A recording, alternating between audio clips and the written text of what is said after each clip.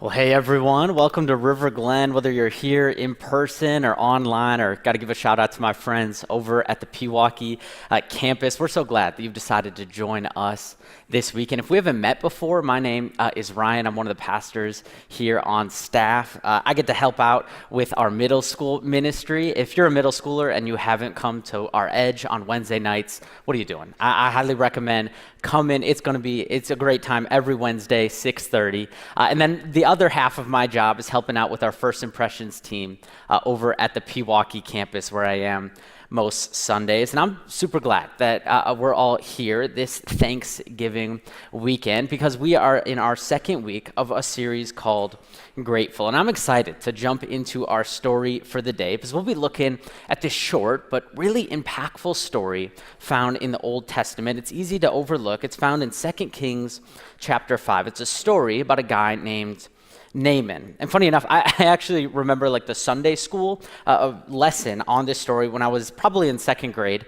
My Aunt Kathleen, she was super involved in the children's ministry. And as a retired art teacher, she like took the simple arts and crafts time very seriously. You know, this was like her ministry, this was her bag.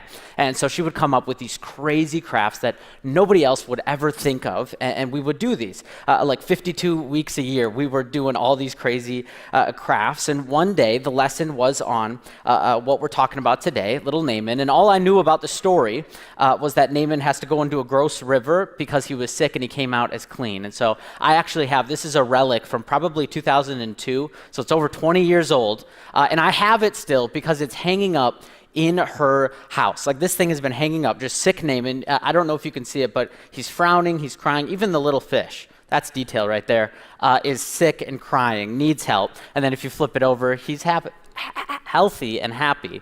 And yeah, I don't know why she hung that up, but I see it every time I'm over there, just sick Naaman, just staring me down, and I kind of feel weird about it. But I don't know why, of the thousands of crafts she's made in her life, why that one stuck out to her. But as an adult, I see this story a little differently. See, it's not just about a guy that goes into a river and gets healed. No, it's about pride. It's about status. It's about God upending worldly power. And ultimately, it's about embracing the surprising ways that God wants to work in and through our lives if we allow him. And so I want to dive right in. Verse 1 reads, "Now Naaman was the commander of the army of the king of Aram. He was a great man in the sight of his master and highly regarded because through him the Lord had given victory to Aram." So this story introduces us to our character named Naaman. He's a powerful general from this nation of Aram, which is actually an enemy nation of Israel, right? It's not part of God's people. And remarkably, though, even though that's true, it says that God was working through Naaman, even though he was not yet a follower or obedient to the ways of God. And it says that Naaman is kind of this like hotshot general. Like he has all his ducks in a row, right? This guy, like the king loves him. He thinks he's the man. When people saw him, they saw strength. They saw leadership. They saw competence. He could lead an army with an eloquent speech. Like he was this incredibly powerful person, except he has a terrible secret. He has a dreadful skin disease, the kind that if it were widely known, people would shun and fear him. Now, last week, Morgan also talked about leprosy. And you might be thinking, okay, does everyone in the Bible just have this weird skin disease? What's going on? Well, real quick, leprosy is actually just kind of this general term for many different skin diseases. And it kind of had a spectrum of how bad it could be, with the worst being like deadly, as it takes over your limbs and you lose control of your body. And so it was deeply feared by all people because it was very contagious and nobody wanted it. And so you were always kind of exiled and shunned in your community. And we aren't given the entire story here, but most likely Naaman just started off with a little spot somewhere where he probably tried to hide it within his armor because he didn't want anyone finding his secret out. Like he was this big, powerful, important person, but deep down he was broken. He was lost. He knew that this was serious, and he did not know what to do. As much as he tried to cover it up, one thing remained true. He was a leper. Right? And if I can just be real with you, everyone here in this room, everyone watching online, everyone no matter the strength of anyone, I think we all have some form of leprosy. That we're all lepers, that we're all weak and broken in some area of our life. For example, Rachel and I got married last summer. And we decided to go to a therapist for our premarital counseling. And it was this wonderful, but also really challenging experience. Because in some ways, we were forced to confront the fact that we're lepers. That deep inside both of us, we are divided and we are hidden. And like Naaman, armor could help for a while. But as I'm sure all married people know, when you start living with another person, when you start doing life with them, the armor can't stay on forever. And that's why we wanted premarital counseling, because we knew that our raw and vulnerable selves will always show some form of leprosy, some form of brokenness. Like poor Rachel, that girl had no idea what she was signing up for when she married me. Like she had no idea how bad my breath could be in the morning because I had done such a good job of covering that up, right? But really, it revealed areas in my life that I would rather go untouched. It revealed places where I struggle with pride, places where I need to take more ownership and responsibility for. It revealed that as much as I wanted to believe otherwise, I was a leper. And I think we all are in some ways. Maybe for you, you struggle with an addiction of some kind. Maybe you struggle with constant anger or greed. Maybe you struggle with pride. Whatever it is, here's the truth that we need to confront, that there is no healing in hiding. In fact, it only makes it worse. And as we'll see, if we want God to do his best work in us, if we want to pursue wholeness, if we want healthy marriages and friendships and relationships, we have to be people that are willing to acknowledge what is hidden. Now, I don't know if Naaman would have ever done this on his own. But the story continues, and we meet a slave girl that was stolen from Israel. And she now serves Naaman's wife. And she somehow discovers, I guess living with them, Naaman's secret that he has leprosy. And probably for the first time in her life, she has leverage over her captor. Like she knows a secret that if it got out could be a scandal. It could wreck his life. And yet, instead of using this to her advantage, this unnamed slave goes up to Naaman's wife and says this. Verse 3 says, "If only my master would see the prophet who is in Samaria, he would cure him of his leprosy." So Naaman went to his master and told him what the girl from Israel had said. See, she helps the very person responsible for her slavery. Like this is an enemy of Israel, her nation. You would think Naaman would have to wonder why she would help him, but he doesn't. He's so secure on his perch of power, being an important person, that he doesn't stop to think about anything other than himself. He misses the first sign of the upside-down nature of God and God's people. And so instead of going to the prophet of God like the slave told him to do, Naaman does things his own way. He goes to his boss, the king of Aram, who decides to send him to the king of Israel with a letter of recommendation asking for healing. I mean, this is like a crazy game of telephone.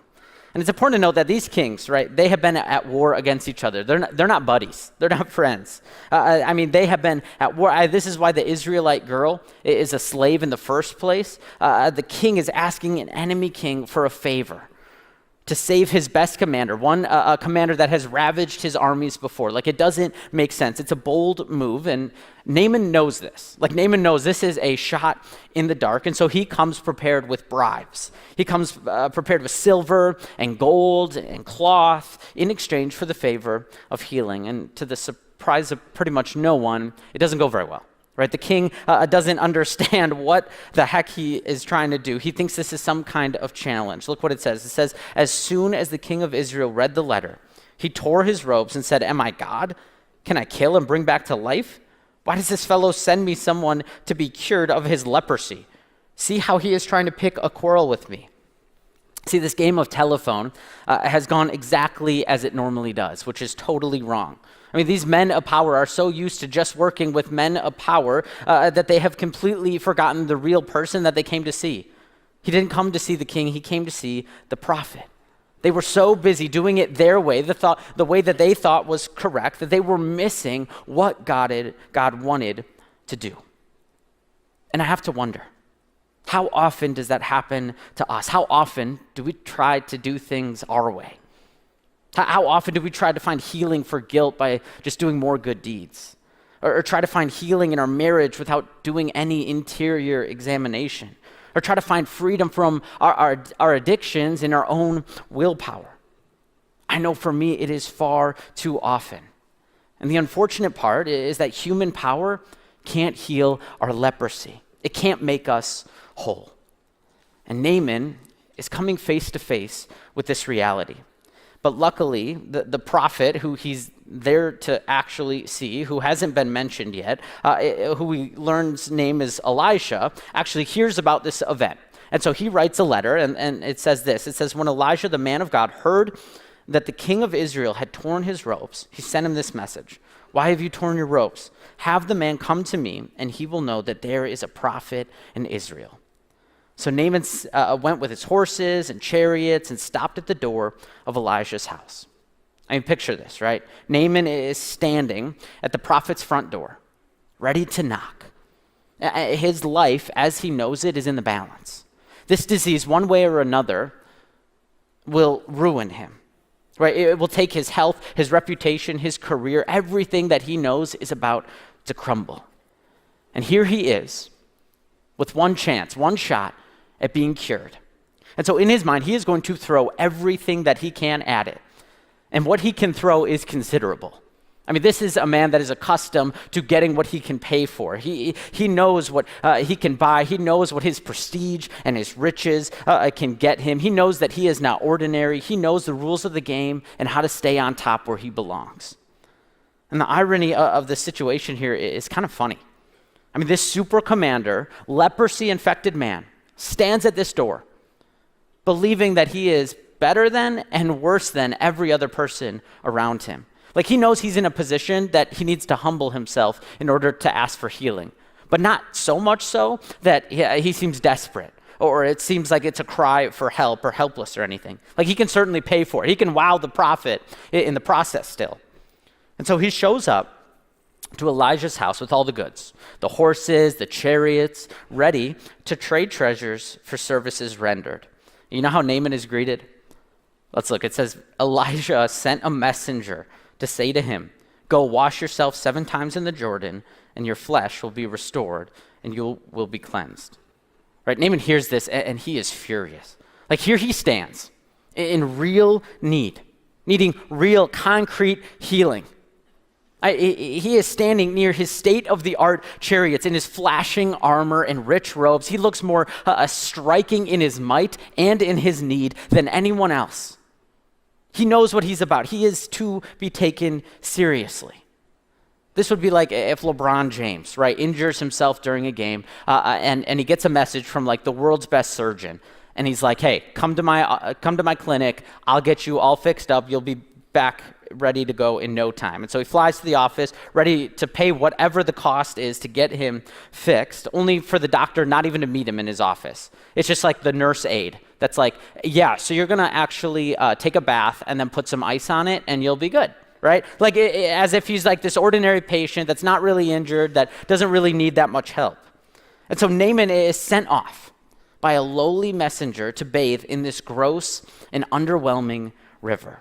And look what it says. Verse 11 says, but Naaman went away angry and said, I thought that he would surely come out to me and stand and call on the name of the Lord his God, wave his hand over the spot and cure me of my leprosy.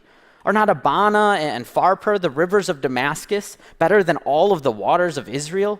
Couldn't I wash in them and be cleansed? So he turned and went off in a rage. See, Naaman wants to be healed, but he wants it his way.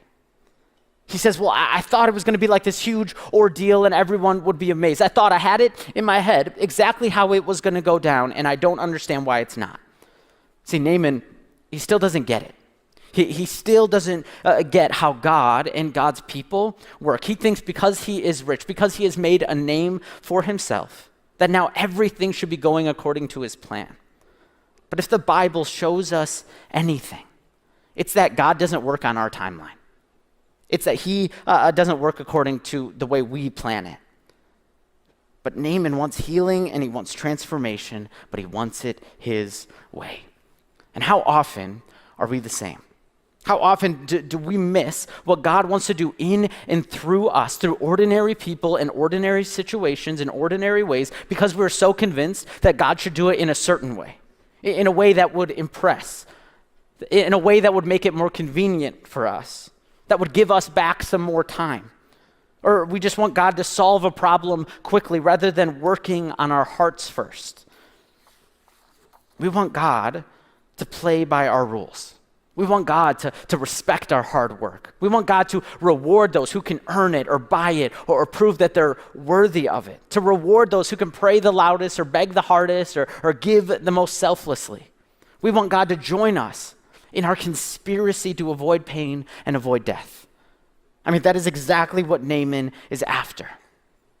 See, he's mad because he is realizing that perhaps for the first time, he is encountering something in his life that he can't just throw money at, that he can't just overpower it. He can't just man up enough. I mean, this is not about approaching kings and impressing prophets and trying to get a new shot at life. No, what the messenger offers him is grace. Pure and simple.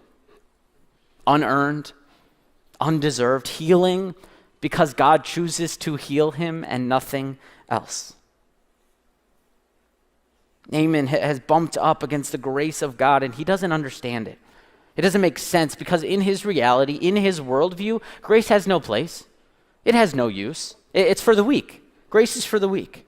And so Naaman's choice to receive this gift that can't be bought is going to be humbling. He's going to have to follow instructions, as mundane as they are, that give no attention to his greatness or his terribleness. They simply say, go, bathe in the Jordan, bring your impressive self with your impressive disease to the muddy, ordinary, unimpressive river and dip 7 times, and you will be made clean. And so the question becomes, will Naaman receive the gift of healing that has been offered to him? Will he accept this grace of God? Will he learn gratitude? Well, his initial reaction is to say no, to head back home. He thinks this has all just been a huge waste of time. And yet the final voice of wisdom, the voice with the power to shape the outcome of things for Naaman, is another servant. And it would be a huge miss if I didn't just pause here quick and note something. I mean, have you noticed who God has been working through in this story? Who has been the voices of wisdom and of guidance? It hasn't been the people we expect, right? It hasn't been the king or the people in power. No, it's first come from the little slave girl, and then it's come from a messenger, and now it's coming from one of his very own servants. And it's so easy to overlook in this story, but I think it's so important. I keep mentioning, right, that Naaman is running into the completely countercultural way of God and God's people.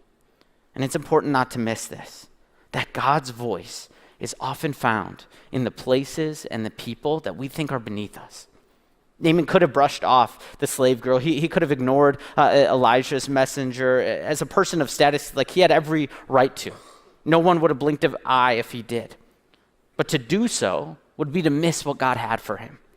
The healing, the truth that God wanted for him. See, I think God has a habit of centering the people that society decenters. And I think we do the same thing all the time. I mean, we often look at voices that we deem as beneath us. I see it all the time in how we treat like our middle schoolers, as if we can't learn from them, as if they don't sometimes contain the truths of God for us. And so the challenge becomes, how do we listen and remain open to wisdom from unexpected places? I think this is played out once more as Naaman is in his rage. See, God, for the third time, uses a marginalized voice to redirect him, a voice of one of his lowly servants. It says in verse 13, Naaman's servants went to him. It said, my father, if the prophet had told you to do something great, would you not have done it? How much more then when he tells you, wash and be cleaned? Like the servant is like, I don't know how to tell you this, man, but you're being a little bit of a drama queen here. Like you got told to take a bath and you're going full like 3-year-old that really doesn't want to take a bath and throwing a fit, all right? Like it's not that big of a deal. In essence, the servant is asking him, Naaman, do you really want to be healed? Do you really want to be healed? And I think that's what Jesus is asking us today. Do we actually want to be healed? Do we actually want to see transformation in our lives? Then we have to get in the water. Why? Because transformation comes when we lay down our control and entitlement. See, Naaman was given insultingly easy instructions. And because of it, he didn't want to, because it would force him to let go. It would force him to let go of his control, to let go of his entitlement, to let go of trying to earn something and instead simply receive something. I mean, so many of us are holding on to things, holding on for our need for control, holding on to the things that we think we deserve, holding on to the very things that make us a leper in the first place. But Jesus has given us insultingly easy instructions. Put your faith in him. Get in the water. Receive this gift that is life, that is wholeness. But like Naaman, it will require us to follow instructions that don't give any attention to who we are. Because the water in the baptismal is the same.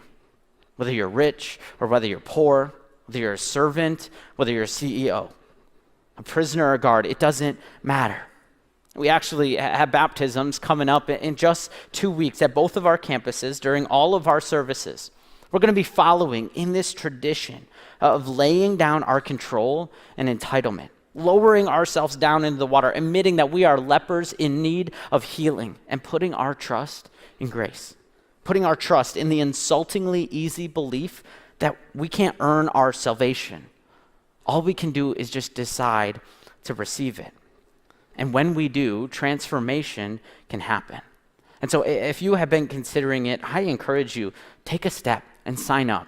And the best part is, I promise, I'm not going to pull an Elijah on you. I'll be there, and I won't make you dunk 7 times. All right? It's just once. It's just once. See, when we finally come to the place where we're able to say, nothing is beneath me, then we have entered into a space where transformation can happen. And that is exactly what Naaman finally comes to terms with. And so he goes, stripped of his pride and his pristine robes, through the weeds and the muck, into the Jordan River. Slowly, he begins to dunk himself under, and in that moment, he kind of steps into his own baptism. And I have to wonder what got washed away with each dip. Right? Maybe he's thinking, man, how could this prophet humiliate me like this? Like, who does he think he is? Dunk. Does he even know who I am, the people that I know? Dunk. Ugh, I hate feeling so powerless and filthy. I hate this disease. Dunk. I want to be made well. I need to be healed. Dunk. What if this actually works? I mean, could this possibly work? I don't see any changes. Dunk. I guess why should it? Who do I even think that I am? Dunk. Last one. Oh God, please help me. Dunk. And out he emerges from the watery darkness, glowing and clean, with the skin of a child. And here's the thing. On the surface, it seems that Naaman's healing happened on the 7th dip. But I actually think that transformation began with the first, with the moment that he stepped into the water. With each dip, God was working on his heart. It was building his faith. By the 7th, the outward healing of his skin revealed the inward change already taking place. God wasn't just removing Naaman's leprosy, he was shaping him into a person of faith. See, Naaman wanted to be healed, but God wanted him whole. And perhaps it was the 7 times, because God knows that it's often the simple, regularly repeated acts that transform us. It's the mundane habits of prayers, of reading scripture, of writing, of serving, of attending church that over time transforms us. And so once he was finally clean, he got out of the water filled with gratitude. Why? Why gratitude? Well, theologian Karl Barth, he once stated famously that grace and gratitude belong together like heaven and earth.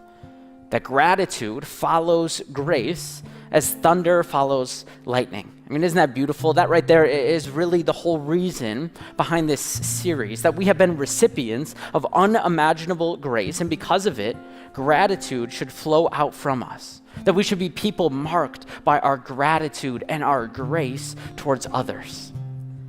And Naaman feels this and he wants to express it, but he has one last lesson to learn about the upside down countercultural way of Jesus.